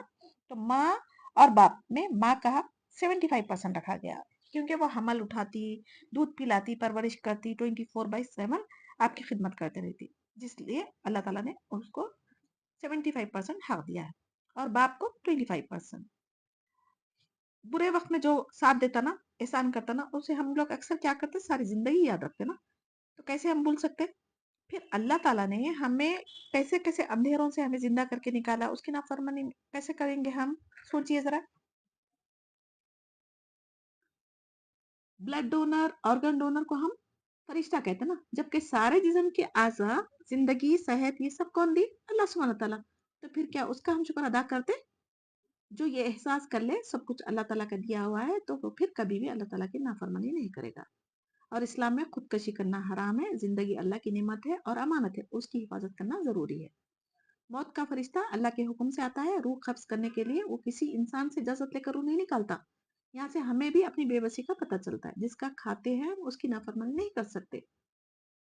آیت 29 میں اللہ سبحانہ تعالیٰ فرمانے زمین کی جو تمام چیزیں ہیں آسمان کی بنا کے پھر اللہ تعالیٰ آسمان کی طرف قصد کیا، یعنی ان کو 7 ٹھیک ٹھاک آسمان بنائے، اور ہر چیز اللہ تعالیٰ جانتا ہے. اور اللہ سبحانہ تعالیٰ انسانوں کو دنیا میں بھیجنے کا مقصد کیا تھا؟ دنیا میں بھیجنے سے پہلے اللہ تعالیٰ انسانوں کو آنے سے پہلے، یعنی کوئی VIP اگر آ رہا تو اس کے لیے ہم گھر سجاتے نا، تو اللہ تعالیٰ بھی انسان کو، آدم علیہ السلام کو بھیجنے سے پہلے دنیا میں تمام ضرورت کی چیزیں زینت کے طور پر خوبصورت بنا کر اس کو سجا دیا تھا، پھر انسانوں کو بھیجا. کوئی ہمارا دوست رشتے دار کسی ملک سے آ رہا تو ہم بھی ایسا کرتے نا. تو اللہ سبحانہ تعالیٰ نے ہر چیز کا انتظام انسان کو بھیجنے سے پہلے کیا تھا. تو اس سے ہم فائدہ اٹھا کے کیا اللہ کی عبادت کر کے شکر ادا کر رہے نہیں نا. اور اللہ تعالیٰ ہماری ہر چھوٹی بڑی ضرورتوں کو ہم سے بہتر جانتا ہے نا. تو دنیا میں خوبصورتی اس لیے رکھی تاکہ ہم جنت کی خوبصورتی کو جان سکے، اس کا اندازہ کر سکے. تو جنت میں جب جانا چاہ رہے ہیں، دوزخ سے بچنا چاہ رہے ہیں، تو پھر ہمیں عمل بھی ویسے ہی کرنا ہے. دنیا میں سانپ بچھو اس لیے رکھے تاکہ اس کے کاٹنے ڈسنے سے جو تکلیف پہنچتی ہے نا، اس سے ہم قبر کے عذاب کو جان لیں گے اور جہنم کے عذاب کو جان لیں گے، تو ہم گناہوں سے بچنے کی کوشش کریں گے. آیت 30 میں جب اللہ تعالیٰ نے فرشتوں سے کہا میں زمین میں خلیفہ بنانے والا ہوں، تو انہوں نے کیا کہا؟ ایسے شخص کو کیوں پیدا کر رہے ہیں جو زمین میں فساد کرے گا، خون بہائے گا. ہم تیری تسبیح، ہم پاکیزی بیان کرتے ہیں نا. تو اللہ تعالیٰ نے فرمایا جو میں جانتا ہوں تم نہیں جانتے.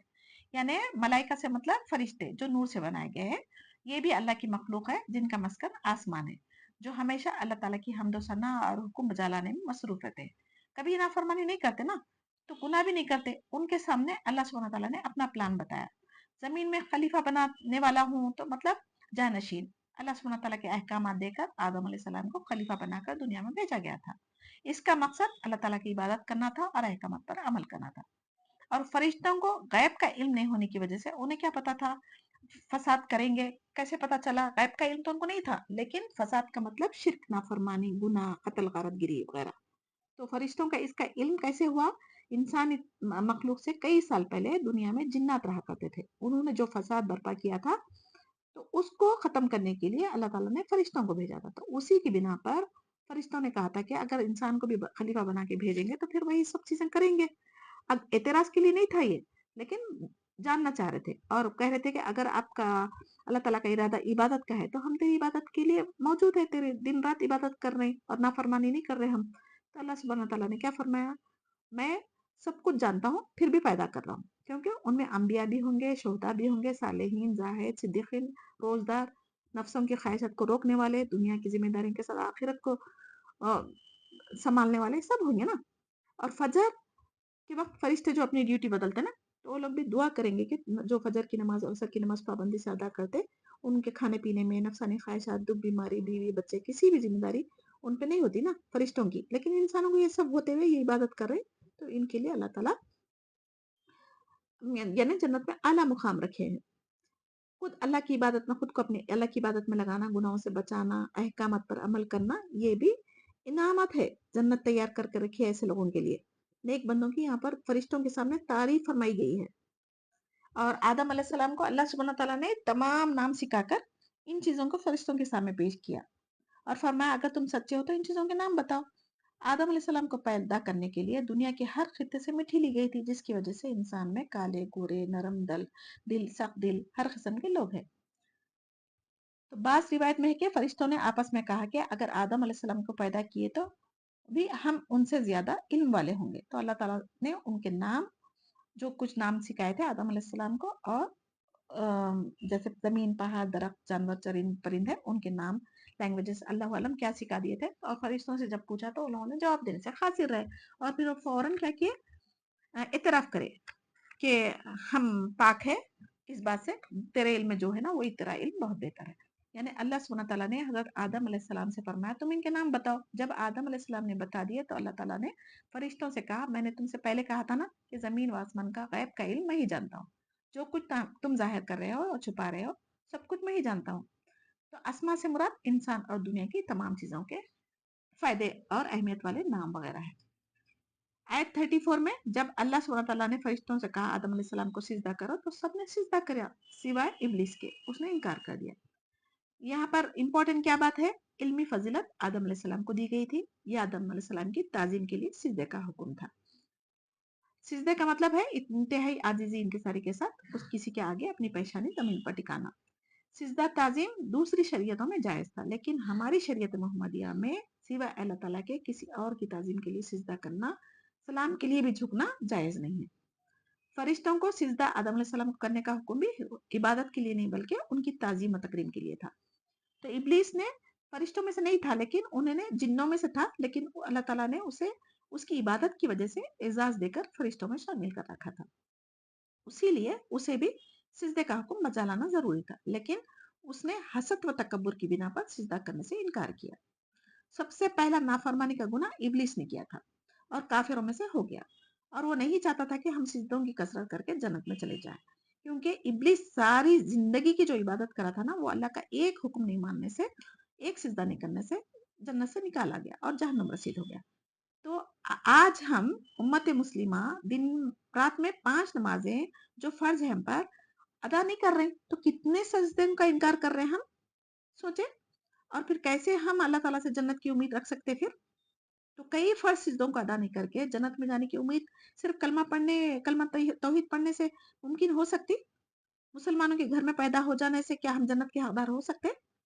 اللہ تعالیٰ سے دعا کریے، توبہ استغفار کریے، آج سے پچھلی زندگی میں جو غفلتیں ہو گئی اس کو چھوڑیے اور اپنی اصلاح کریے اور خشوع خضوع کے ساتھ اللہ تعالیٰ کے آگے توبہ کر کے نماز پڑھ کے اپنے آپ کو صحیح راستے پر چلائے اور 5 ٹائم کی نماز پڑھنے کا وقت پہ پابندی کے ساتھ اور اس کے معنی اور مطلب سمجھتے ہوئے پڑھنے کی نیت کریں اور اللہ سے دعا کریں. اس ماہ رمضان میں ہم احسن طریقے سے اپنے اللہ کو راضی کرنے کی کوشش کریں گے. ٹھیک ہے. آیت 35 میں اللہ سبحانہ تعالیٰ آدم علیہ السلام کی تیسری فضیلت بیان کر رہے ہیں۔ پہلی کیا تھی؟ آدم علیہ السلام کو اللہ تعالیٰ نے اپنے ہاتھ سے بنایا تھا، پھر جنت میں رہنے کے لیے ان کو ٹھکانہ دیا تھا، پھر ان کی پھسلی سے ہوا کو پیدا کیا تھا، اس کے بعد ان کی تعظیم میں فرشتوں کو سجدہ کرنے کا حکم دیا۔ اب یہاں پر تیسرا کیا بتا رہے ہیں اللہ تعالیٰ یہاں پر؟ ان کی بیوی تاکہ جنت میں سکون کے ساتھ رہے، اپنا ایک دوسرے کے ساتھ دل بہلانے کے لیے ان کو اپنی بیوی دی، یعنی جہاں سے چاہو فراغت کے ساتھ کھاؤ، لیکن ایک درخت کے پاس نہ جانے کا حکم دیے تھے ورنہ ظالم ہو جائیں گے، پہلے ہی اللہ تعالیٰ بتا دیے تھے۔ اب اس سے ہمارے لیے کیا سبق ہے؟ کوئی بھی چیز اگر اسلام میں منع کیا ہے تو اس کے قریب بھی ہم نہ جائیں، کیونکہ قریب جانے سے شیطان ضرور ہمیں وہ بات بھلا دے کے گناہ کروا دے گا، جیسے کہ ہمارے باپ آدم علیہ السلام اور حوا علیہ السلام کے ساتھ کیا گیا تھا، اور جھوٹی قسمیں کھا کر ہمیشہ زندہ رہنے کی لالچ دے کر گناہ کروا دیا تھا نا، جس کی وجہ سے جنت سے نکلوا دیے گئے تھے۔ تو اللہ تعالیٰ کی جھوٹی قسم کھانا یہ شیطان کی خصلت ہے، تو اسے ہمیں بچنا چاہیے۔ جیسے ہی ان دونوں نے وہ درخت کا پھل کھایا، سب سے پہلے ان کے کپڑے اتر گئے، وہ اپنے جسم پر پتے ڈھانپنے لگے۔ ای بیتو یعنی مانے اللہ تعالیٰ نے کہا نکل جاؤ، اتر جاؤ۔ گناہوں کی وجہ سے اللہ تعالیٰ کی نعمت ان سے چھین لی گئی، رحمت سے دور ہو گئے وہ لوگ۔ تو اللہ تعالیٰ نے فرمایا تم دونوں جنت سے نکل جاؤ، تم ایک دوسرے کے دشمن ہو، اور ایک مقررہ وقت تک تمہارے لیے زمین میں رہنا اور فائدہ اٹھانا ہے۔ عدو سے مراد آدم علیہ السلام اور شیطان ایک دوسرے کے دشمن ہوں گے۔ بنی آدم میں بھی کچھ ایک دوسرے کے دشمن ہوں گے، یعنی شیطان ہر جگہ خود نہیں آتا بلکہ وسوسے خیالات ڈالتا۔ جب کبھی برے خیالات آئے، وسوسے آئے تو ہمیں تعوذ پڑھنا چاہیے اور اللہ سے مدد مانگنا چاہیے۔ فی الارض مستقرہ کا مطلب کیا ہے؟ کچھ دن کے لیے زمین میں رہو، اس کے باوجود ہم دنیا کی زندگی کو سب کچھ سمجھ کر اس میں مشغول ہو جاتے ہیں اور آخرت کو بھول جاتے ہیں نا، جبکہ مومن تو دنیا میں مسافر کی طرح رہنا چاہیے اور آخرت کی فکر کرنا چاہیے۔ دنیا کی لالچ حرص اتنی ہمارے میں ہو گئی کہ خود کو کھپا رہے ہیں اور قرآن سیکھنے اور عمل کرنے کے لیے وقت نہیں ہے۔ دنیا کی تعلیم کے لیے ہر دن گھنٹوں لگا رہے ہیں، لیکن قرآن کے لیے 1 گھنٹے 2 گھنٹے کی اگر کلاس ہو گئی تو لوگ کہتے ہیں کہ اتنی بڑی کلاس کے لیے ہمارے پاس ٹائم نہیں ہے۔ اللہ تعالیٰ ہم سب کو نیک توفیق عطا فرما۔ جس نے ہمیں پیدا کیا، اتنی ساری نعمتیں دی، اسی کے لیے وقت نہیں ہے تو افسوس کی بات ہے نا۔ مثال کے طور پر آپ کسی کو اچھے گفٹ وغیرہ دیے، آپ ان سے کچھ چھوٹی سی ریکویسٹ کی لیکن وہ پوری نہیں کی، تو کیا کرتے؟ آپ کا ریئیکشن کیا ہوتا؟ جب وہ دوبارہ آپ کے سامنے آئیں گے تو سوچئے ان کی ہم عزت کرتے نہیں کرتے نا، تو پھر ہم قیامت والے دن اللہ تعالیٰ کے سامنے اس کی نافرمانی کر کے، اس کی جو ریکویسٹ تھی وہ پوری نہیں کر کے ہم حاضر ہوں گے، تو کیسا منہ دکھائیں گے اللہ تعالیٰ کو؟ تو حضرت آدم علیہ السلام نے جب جنت سے نکالے گئے تو اللہ تعالیٰ سے کچھ باتیں سیکھ لی تھی، تو انہوں نے اپنی غلطی کا اعتراف کیا، ساتھ میں ربنا ظلمنا انفسنا وان لم تغفر لنا وترحمنا لنکونن من الخاسرین، اور انہوں نے استغفار کی، اپنے آپ کو گناہ گار، غلطی ہوگی، نادم ہو گئے، اکڑ نہیں دکھایا انہوں۔ اس کے بعد اللہ تعالیٰ نے ان کے گناہ معاف کرے۔ تواب الرحیم کا مطلب بار بار رحم کرنے والا، کیونکہ اولاد آدم کمزور ہے، بار بار گناہ کرے گا ضرور، مگر فوراً اس کا احساس ہوتے ہی ہمیں توبہ کر لینا چاہیے۔ اس پر اگر اکڑ کے رہیں گے تو پھر ایسے ہی گناہ ہمارے لیے شیطان بڑھاتے جائیں گا۔ آیت 38 میں اللہ تعالیٰ نے کہا تم سب یہاں سے چلے جاؤ، جب کبھی تمہارے پاس ہدایت پہنچے اس کی تابعداری کرنے والوں پر کوئی خوف نہیں ہوگا۔ ہدایت سے مراد اللہ تعالیٰ کے رسول اور کتابیں ہیں، جو بھی نبی رسول لے کر آئے ان سب کے احکامات جو بھی وقت کی شریعت کے تھے اس پر عمل کرنا ضروری تھا۔ اب ہمارے لیے کیا ہے؟ قرآن ہدایت ہے، تو اسی پر ہمیں عمل کرنا ہے۔ غم و حزن، حدیث میں دعا ہے کہ اللہم انی اعوذ بک من الہم والحزن وذلات الدین وغلبۃ الرجال، جب کہ بھی مصیبت پریشانی آ جاتی نا تو یہ دعا کر کے بھی ہم اللہ تعالیٰ سے مدد چاہ سکتے ہیں۔ آیت 39 میں جو کوئی قرآن اور حدیث کی آیتوں کا انکار کرے گا وہ جہنمی ہے اور وہ اس میں ہمیشہ رہے گا۔ جہاں کہیں جنت کا ذکر ہے وہیں پر اللہ تعالیٰ جہنم کا بھی ذکر فرمایا۔ جس چیز کا ہمارے عمل سے کوئی تعلق نہ ہو ویسے سوالات کرنے کا کوئی فائدہ نہیں ہے، کیونکہ بہت ساری کتابوں میں بہت کچھ موجود ہے مگر وہ اسرائیلی روایت ہو سکتے ہیں، صحیح ہے یا نہیں اللہ عالم، تو ہم ایسے باتوں میں پڑھ کے اپنا وقت ضائع نہ کریں۔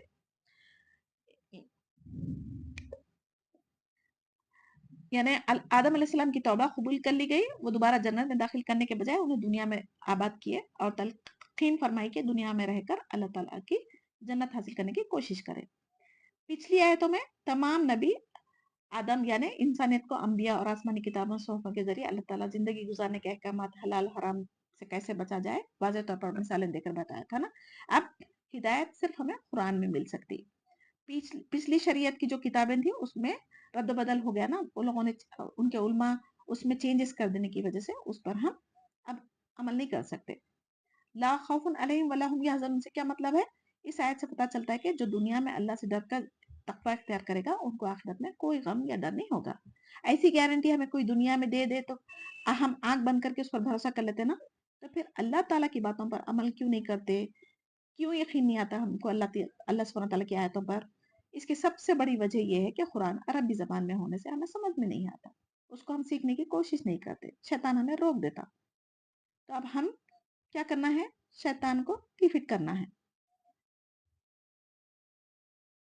یعنی اللہ سبحانہ تعالیٰ یہاں پر 100 نہیں بلکہ 1000% گارنٹی دے رہا ہے.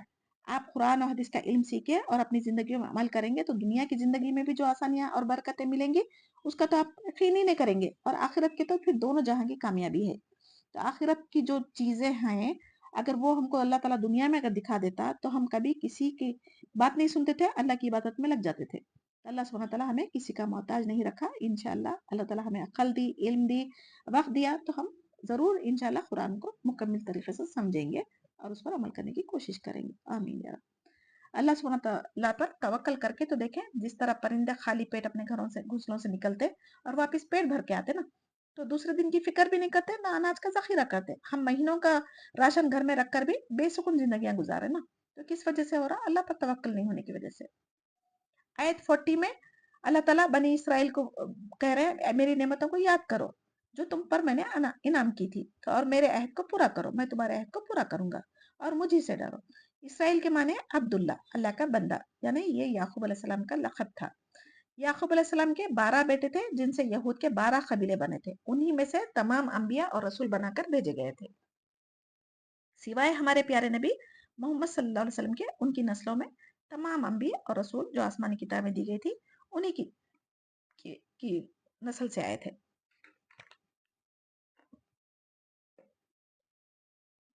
آیت 41 میں اس کتاب سے مراد کیا ہے؟